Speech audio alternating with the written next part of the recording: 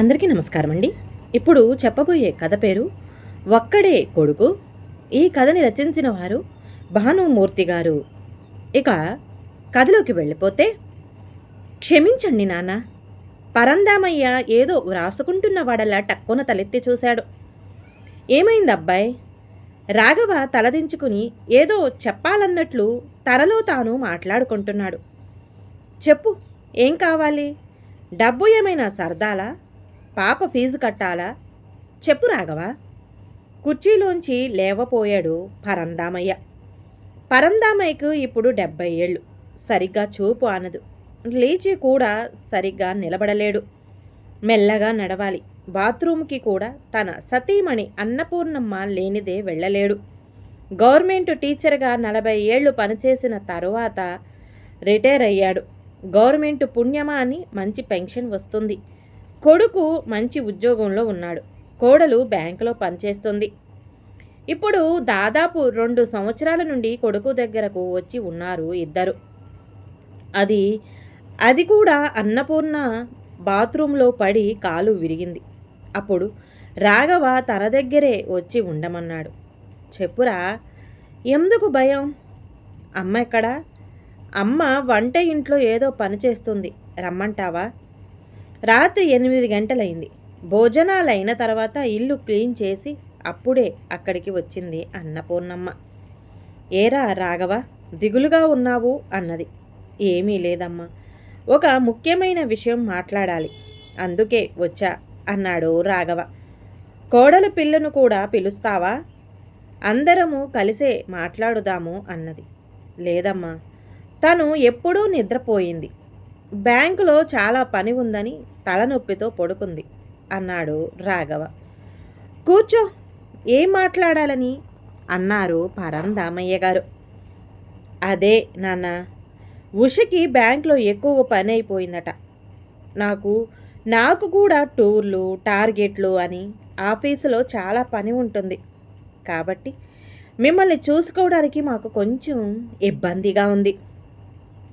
అయితే ఏమంటావు? మన ఊరికి వెళ్ళిపోమంటావా?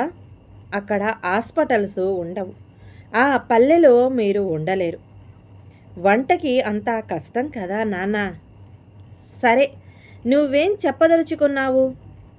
నేను ఉషా వారం నుండి చర్చించుకున్నాం. మిమ్మల్ని ఇద్దరిని స్పందన ఓల్డేజ్ హోమ్లో చేర్పించాలని అనుకుంటున్నాం. అక్కడ డాక్టర్సు ఉంటారు. వేళ్ళకి భోజనం అన్నీ దొరుకుతాయి. ఇక్కడ కష్టం కదా నాన్న. నెలకు 10,000 కట్టాలట. ఇద్దరికి 20,000 కట్టినా ఇంకా చాలా పెన్షన్ మిగిలే ఉంటుంది అన్నాడు రాఘవ. రాఘవ మాటలు విన్న పరందామయ్యకు తల తిరిగినట్లయింది. గుండె వేగం కొట్టుకునింది. కళ్ళు బైర్లు కమ్మినట్లయింది. కళ్ళల్లో నుంచి కన్నీళ్లు ధారాపాతంగా వర్షిస్తున్నాయి. అంటే నీకు ఈ ముసలి అమ్మా నాన్న బరువైపోయారా? చిన్న పిల్లాడిలా ఏడ్చాడు పరందామయ్య. ఆయన ఏది మనసులో దాచుకోలేడు. చిన్న పిల్లాడిలా ఏడుస్తాడు. అన్నపూర్ణ పరందామని గట్టిగా హత్తుకొని ఆయన తల నిమురుతూ, ఊరుకోండి, ఏదో చిన్నపిల్లాడు అంటున్నాడు, అలా కంగారు పడతారేంటి? అన్నపూర్ణమ్మ తన చిన్నతనంలో కష్టాలు పడి గట్టితనం అలవాటయ్యింది. ఆమె సమస్యలకు భయపడదు. రాఘవ, నువ్వంటున్నది నిజమే. మమ్మల్ని వృద్ధాశ్రమంలో చేర్పిస్తావా?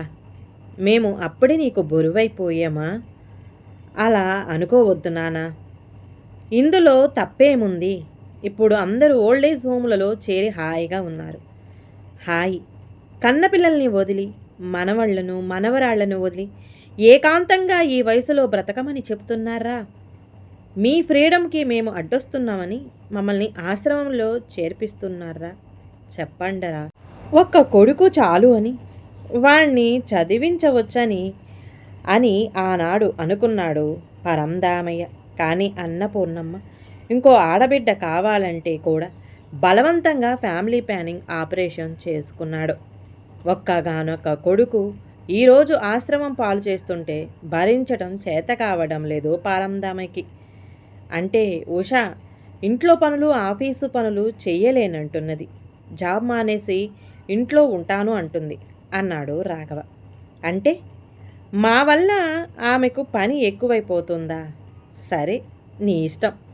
పరందామయ్య రాఘవ ముఖం చూడ్డానికి కూడా ఇష్టపడకుండా లైట్ ఆఫ్ చేసి బెడ్ మీద పడుకున్నాడు. రాఘవ భారంగా ముందుకు అడుగులేసుకుంటూ వెళ్ళిపోయాడు. భార్యామణికి కష్టమవుతుందని మనల్ని ఇంటి నుండి వెళ్ళగొడుతున్నాడే నీ సుపుత్రుడు. నేను రాఘవ ఇలా చేస్తాడని కలలో కూడా అనుకోలేదు అని బాధపడ్డాడు పరందామయ్య. అన్నిటికీ కాలమే సమాధానం చెప్తుంది. కాస్త హాయిగా నిద్రపోండి అంది అన్నపూర్ణమ్మ. రాఘవ ఆ వారం స్పందన ఓల్డేజ్ హోంలో చేర్పించాడు అమ్మా నాన్నని. ఆహారం బాగున్నా ఆ వాతావరణం రుచించలేదు తమకి. అక్కడున్న వాళ్ళంతా ఎందుకో ఇక్కడికి వచ్చారని గుచ్చి గుచ్చి అడుగుతున్నారు. మా అబ్బాయి కోడలు అమెరికా వెడతారు త్వరలో, అందుకే ఇక్కడ చేర్పించడని చెప్పింది అన్నపూర్ణమ్మ. రాఘవ పిల్లలు కళ్ళల్లో మెదులుతున్నారు. పిల్లలు తమని వదిలి ఒక్క నిమిషం కూడా ఉండలేరు. పాపం పిల్లలు ఏం చేస్తున్నారు, వేళకి తింటున్నారో లేదో. రాత్రి అయ్యిందంటే ఎన్ని కథలు చెప్పాలో. హాయిగా తన పక్కన పడుకొని నిద్రపోయేవాళ్ళు. రోజు జోలపాటలు పాడాల్సింది, లేదంటే వాళ్ళకి నిద్ర పట్టదు. రాఘవ ఎందుకో ఇలా చేశాడో తెలీదు. అన్నపూర్ణమ్మకు అక్కడ నిద్ర పట్టడం లేదు. పిల్లల్ని తలుచుకొని ఏడుస్తూ ఉంది ఆ రాత్రంతా. ఆమె కళ్ళల్లోంచి కన్నీళ్లు ధారగా వర్షిస్తున్నాయి. తెల్లవారింది. తమ రూమ్కి ఒక బాయ్ కాఫీ ఇడ్లీ పట్టుకొచ్చి పెట్టి వెళ్ళిపోయాడు. ఎవరూ మాట్లాడేవాళ్ళు లేరు. ఎవరెవరి రూమ్లలో వాళ్ళు ఉన్నారు. సాయంత్రం అలా అందరూ ఒక చోటుకి చేరి మాట్లాడుకుంటారంతే. మిగతా సమయాల్లో ఎవరెవరి రూముల్లో వాళ్ళు ఉండాల్సిందే. పరందామయ్య దిగులుగా ఏదో పరధ్యానంలో ఉన్నాడు. అంతలోనే ఒక 5-6 మంది లోపలికి వచ్చారు. వాళ్ళ చేతుల్లో పువ్వులు, పళ్ళు, బిస్కెట్స్, కొత్త బట్టలు ఉన్నాయి. ఈరోజు మా కిషోర్ వాళ్ళ అమ్మా నాన్న సంస్మరణార్థం ఇవి అన్ని ఆశ్రమంలో ఉండే పెద్దవాళ్ళకిచ్చి వాళ్ళ ఆశీర్వాదాలు తీసుకుంటాడండి. ఇదో మా వాణ్ణి దీవించండి అని ఒక అతన్ని చూపిస్తూ పెద్ద ప్యాకెట్ పరందామయ్య చేతిలో పెట్టాడు ఒక అతను. తల వంచిని ఆయన పాదాల్ని తాకాడు కిషోర్. 10 కాలాల పాటు చల్లగా వరదిల్లు నాయన అని ఇద్దరు ఒకేసారి దీవించారు కిషోర్ని. కిషోర్ ఒక్కసారిగా తలెత్తి పరందామయ్య ముఖంలోకి చూశాడు. అంతే. సార్ మీరు ఇక్కడేం చేస్తున్నారు? కిషోర్ పరందామయ్య 2 చేతులు పట్టుకొని అడిగాడు ఆశ్చర్యంగా. కిషోర్, నువ్వా ఇక్కడ ఏం చేస్తున్నావు? పరందామయ్య ముఖంలో ఆనందం ప్రస్ఫుటమయ్యింది. నేను పెద్ద సాఫ్ట్వేర్ కంపెనీలో వైస్ ప్రెసిడెంట్. మీరిక్కడ ఎందుకు చేరారు?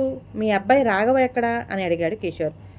జవాబు చెప్పలేక మౌనంగా రోధించారు అన్నపూర్ణ, పరందామయ్య ఇద్దరు. నాకు విద్యాభిక్ష పెట్టింది మీరు. నన్ను మీ ఇంట్లో పెట్టుకొని కన్నబిడ్డలా చూసుకొని చదివించారు మీరు. నన్ను ఇంతటి వాణ్ణి చేసింది మీరు అని కన్నీరు నిండిన కళ్ళను ఆపుకుంటూ పాదాభివందనం చేయబోయాడు కిషోర్.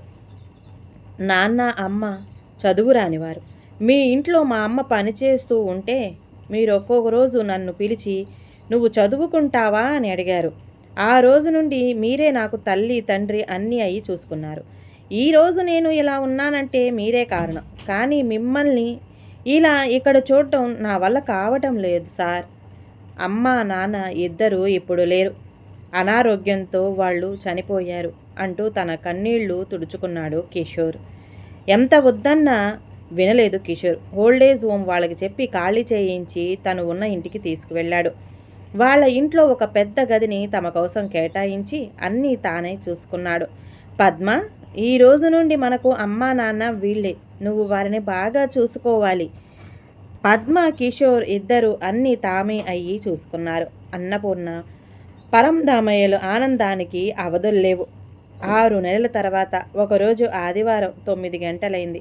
తలుపు బజర్ ఎవరో వేశారు. కిషోర్ వెళ్ళి తలుపు తీశాడు. కిషోర్ గారి ఇల్లు ఇదేనా అండి? అవును. మీరెవరు? నేను రాఘవ. అమ్మా నాన్న ఇక్కడ ఉన్నారని ఆశ్రమం వాళ్ళు చెప్పారు. చూడ్డానికి వచ్చాను అన్నాడు రాఘవ. నన్ను గుర్తుపట్టలేదా రాఘవ? నేను కిషోర్ని, మంగమ్మ కొడుకుని. నువ్వా కిషోర్? చాలా మారిపోయావు. నిన్ను చూసి 25 సంవత్సరాలు అయి ఉంటుంది కదా. నేను రాఘవను. రాఘవ కంటే కిషోర్ 10 ఏళ్ళు పెద్దవాడు. కిషోర్ చదివేటప్పుడు రాఘవ 2 ఏళ్ళు ఉంటాయి. రాఘవ అమ్మా నాన్న ఇక్కడ ఉన్నారు, రూమ్లో ఉన్నారు, పిలుస్తాను. అన్నపూర్ణమ్మ పరంధామయ్య హాల్లోకి వచ్చారు. రాఘవ వాళ్ళను చూస్తూనే ఏడుపు ఆపుకోలేకపోయాడు. నన్ను క్షమించండి నాన్న, నేను ఉండి కూడా మిమ్మల్ని ఇక్కడ ఇలా చూడాల్సి వస్తుంది. చెప్పమ్మా ఉషా, పిల్లలు కులాసాగా ఉన్నారా అని అడిగింది అన్నపూర్ణమ్మ. అమ్మా నాన్న నన్ను క్షమించండి అంటూ చిన్న పిల్లాడిలా చుట్టేశాడు రాఘవ తన అమ్మని. అన్నపూర్ణమ్మకి ఏడుపు ఆగలేదు. రాఘవ రిలాక్స్, కాఫీ తాగు అని పద్మ తెచ్చి ఇచ్చిన కాఫీ అందించాడు కిషోర్. రాఘవ వద్దని సైగ చేశాడు. Kishore, I am so sorry. అమ్మా నాన్నని ఈ 6 నెలలు చూసుకున్నందుకు I am so grateful to you అన్నాడు రాఘవ. రాఘవ, ఒక్క మాట చెబుతాను.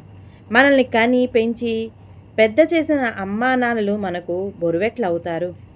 పిల్లలు పెళ్ళాం బరువు కాదు, కానీ అమ్మా నాన్నలు బరువైపోతారా? వాళ్ళ ఆవాసన దశలో మనం ఆ మాత్రం బాధ్యతలు తీసుకోలేమా? తల్లిదండ్రులను చూసుకోవడం ఒక అప్లికేషన్ అంటే నేను ఒప్పుకోను. అది మన జీవితంలో ఒక భాగం. అవును, నేను అమ్మా నాన్న పట్ల బాధ్యత రహితంగా ప్రవర్తించాను. నేను అమ్మా నాన్నను ఇంటికి పిలుచుకొని పోతాను. అమ్మా నాన్నను అడుగు, వాళ్ళు వెళతామంటే నాకేమీ అభ్యంతరం లేదు. అవును, ఉషా పిల్లలు ఎక్కడా అని అడిగాడు కిషోర్. వాళ్ళు ఇంట్లోనే ఉన్నారు అన్నాడు రాఘవ. అయితే అమ్మా నాన్న కూడా ఇక్కడే ఉంటారు, వాళ్ళు రారు అన్నాడు కొంచెం కటువుగానే. ఎంత అడుగుతున్న రాఘవ వెంటపోవడానికి సాహసించలేదో అన్నపూర్ణమ్మ పరంధామయ్య. చేసేదేమీ లేక వెనుతిరిగిపోయాడు రాఘవ. సార్, రాఘవ్కి పూర్తిగా జీవితం పట్ల అవగాహన లేదు. తాను నిజంగా మారి ఉంటే తన భార్య పిల్లలతో వచ్చి క్షమాపణ కోరేవాడు. ఇంట్లో కొడుకు కోడలు పిల్లలు అందరూ వయసుబడిన అమ్మానాలను తమతోనే ఉండాలి అనుకోవాలి. వాళ్ళ మనసుల్లో ప్రేమ పొంగాలి, కళ్ళల్లో నీళ్లు రావాలి. తల్లి తండ్రి అంటే ఒక దైవ సంబంధం. ఆ అనుబంధాన్ని తుంచేసుకుంటే జీవితాంతం నరకయాతన అనుభవించాలి. రేపు మన పిల్లలు కూడా అలాగే మనకు చెయ్యరని గ్యారంటీ ఏమిటి? 2 గంటల తర్వాత మళ్ళీ బజర్ నొక్కారు ఎవరు. రాఘవ పెళ్ళం పిల్లలతో లోపలికి వచ్చాడు. వస్తూనే పిల్లలు తాతాబామ్మని చుట్టేసుకున్నారు, ముద్దులతో ముంచెత్తారు. ఉష ఒక్కసారిగా అన్నపూర్ణమ్మ పరంధామయ్యలకు పాదాభివందనం చేసింది. ఆమె కన్నీళ్లు వాళ్ళ పాదాల మీద పడి బొట్టు బొట్టుగా జారి పడుతున్నాయి. రాఘవ కూడా కళ్ళు ఒత్తుకుంటూ నాన్నను పొదిమి పట్టుకున్నాడు. లేమ్మా, నువ్వేం తప్పు చేశావని అన్నది అన్నపూర్ణమ్మ. మీరు క్షమిస్తానంటేనే నేను లేస్తానత్తయ్య. మిమ్మల్ని క్షోభ పెట్టిన దాన్ని నేను. మీరు వెళ్ళినప్పటి నుంచి ఇల్లు పోసిపోయింది. పిల్లలు ఒకటే కలవరం, అన్నం కూడా తినడం లేదు. మా ఆఫీస్ కొలీగ్స్ చెప్పిన మాటలు విని మిమ్మల్ని ఇలా ఓల్డేజ్ హోమ్లో నేనే చేర్పించమన్నాను. నా బాధ్యతల నుండి దూరంగా పారిపోవాలనుకున్నాను. మీరు ఇంట్లో ఉంటే ఆ ధైర్యం, ఆ మానసిక బలం ఇప్పుడు అర్థమైంది నాకు. నన్ను క్షమించి ఇంటికి రండి, నేను కూడా మీ బిడ్డని అనుకోండి అంది ఉష. ఉష పశ్చాత్తాపంతో కుమిలిపోయింది. పోదాం పదండి. ఒరే పిల్లలు రండర్రా, మనం కార్ బ్యాక్ సీట్లో కూర్చుని రైమ్స్ చెప్పుకుందాం అంటూ చిన్న పిల్లాడిలా గెంతుతున్న పరంధామయ్యని చూసి అక్కడున్న వాళ్ళందరూ నోరెళ్లబెట్టారు. కిషోర్ పద్మలకు వీడ్కోలు చెబుతూ గాఢంగా హత్తుకుని కృతజ్ఞతగా 2 చేతులు జోడించి సెలవు తీసుకున్నారు రాఘవ ఉష దంపతులు.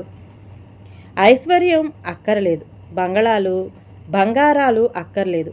ఇంట్లో అందరూ కలిసి మెలిసి ఆప్యాయతలు మమతానురాగాలతో ఉంటే అదే ఆనందం, అదే ఆరోగ్యం, అదే అందరికీ శ్రీరామ రక్ష. ఈ కథ కనుక నచ్చితే ప్లీజ్ అండి లైక్ చేయండి. అలాగే ఛానల్ని సబ్స్క్రైబ్ చేసుకోవటం మాత్రం మర్చిపోమాకండి. మీ విలువైన అభిప్రాయాన్ని కామెంట్ బాక్స్లో కామెంట్ చేయండి. అందరికీ ధన్యవాదాలండి.